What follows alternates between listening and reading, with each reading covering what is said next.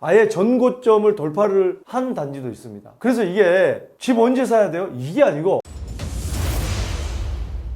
극과 극 주가 전망이다. 최근에 이 강남 지역의 가격이 제가 방송에서 늘 말씀을 드렸습니다만 가격이 좀 올랐죠. 그러면은 지금 경기 상황으로는 고금리 상태에서 지금 물가가 안 잡혀서 사실은 금리를 내려야 되는데 이 경제 상황으로만 볼 때는 이 물가가 잡히지 않기 때문에 금리를 못 내리고 있고, 또 더더군다나 미국, 우리나라는 또 미국 경제에 영향을 많이 받기 때문에 미국 같은 경우는 우리가 금리 상단이 거의 2% 정도 지금 오히려 역전이 돼가지고 미국이 더 높은 상황인데 우리만 더 내릴 수는 없는 상황이고, 이런 여러 가지를 봐야 되는데 이런 상황에서 집값이 마냥 오를 수만은 없는 상황이다. 오르다가 좀 조정받고 오르다가 조정받고 할 수는 있어요. 근데 이런 뉴스가 나왔을 때는 이게 또 집값 떨어지는구나 이렇게 보지 말라는 거죠. 제가 작년 12월 올해 1월 방송에서 전고점, 최고점 대비해서 35% 빠졌다, 40% 빠졌다. 어떤 매물들은 50% 가까이 빠진 매물에서 나온 것도 있습니다. 그럼 무조건 사야 된다. 그 이후로 그런 매물이 있는 단지들이 최저점에서 지금 15%, 20%, 어떤 지역은 30%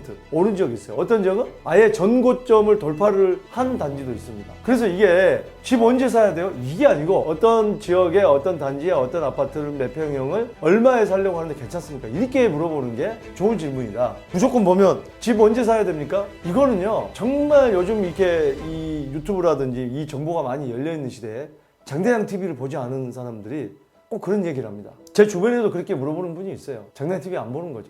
전세값만 지금 오른다는 얘기는 이 지금 통계 자료를 보면, 자, 요 하늘색이 아파트 매매 가격 지수인데 서울이고요. 요게 경기고 요게 인천입니다. 자, 이게 높아지고 있죠. 점점. 경기는 조금 살짝 가파른 거 비슷하네요. 인천은 거의 제자리 수준 정도.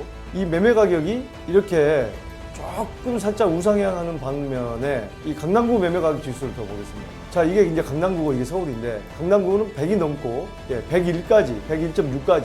그러니까 강남이 서울보다는 더 많이 오르고 있다라는 겁니다. 자, 전세는 지금 11월 달이니까 10월 달 한번 보는 겁니다. 최근 강남구랑 서울만 보죠. 자, 이 전세 가격 지수가 서울과 강남구가 나왔는데, 자, 서울은 이 84에서 84.5인데 85에서 86.1로 조금 더 가파르게 오르고 있는 이 수치가 보입니다.